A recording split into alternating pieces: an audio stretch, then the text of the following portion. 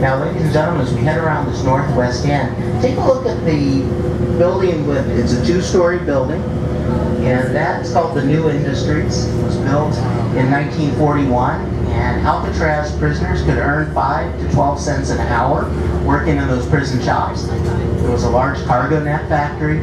Alcatraz inmates sewed together hundreds of khaki-colored trousers for U.S. servicemen overseas during World War II.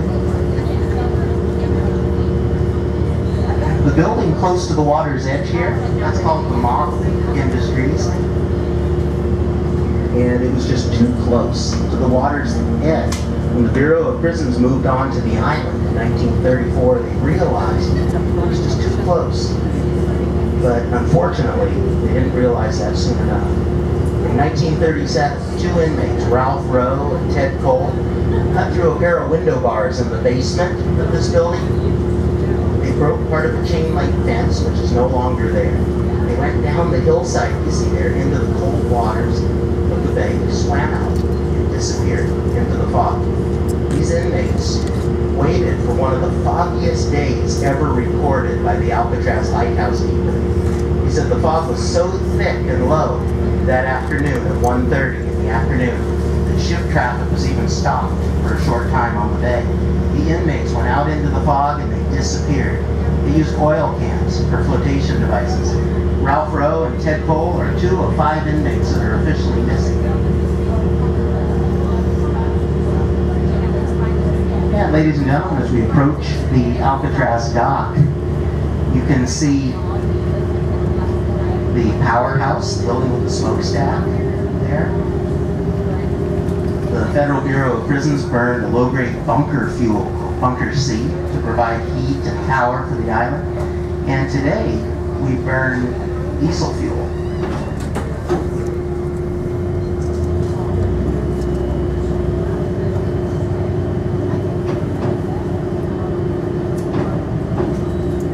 And just beyond the water tower, you can see a building that burned in a fire in 1970 during the Native American occupation of Alcatraz. Keep in mind, the prison closed its doors in 1963.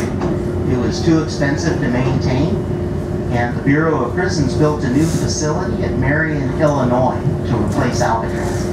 Now, when the Rock closed as a federal prison, the island becomes government surplus property. And in 1969, American Indians from all different tribes from all over the United States flocked to Alcatraz because they felt that this location was a perfect location for the beginnings of the American Indian movement because it is so visible in the middle of the bay. And as we approach the dock, you'll see a sign that says United States Penitentiary, area 12 acres, and around that penitentiary sign is some graffiti or historic messaging in red. It says Indians Welcome, Indian Land. Tonight on your walk around the island, you're going to see historic messaging from the Indian occupation as you walk about Alcatraz as well. So much history on this small island in the middle of the bay. And all they have to do with this incredible location.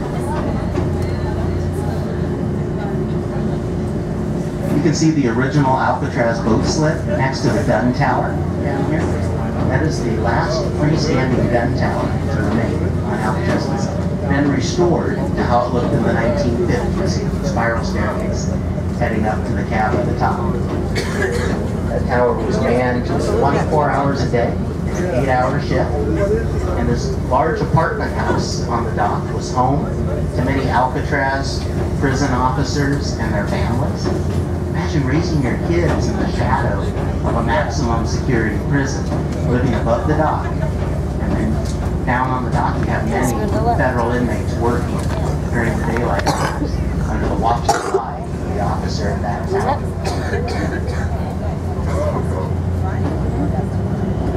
Please remember, you are entering a national park site. Yes, at all eating, drinking, and smoking is done down at the dock level here, only place. If you'd like to have a smoke before you begin your tour this evening,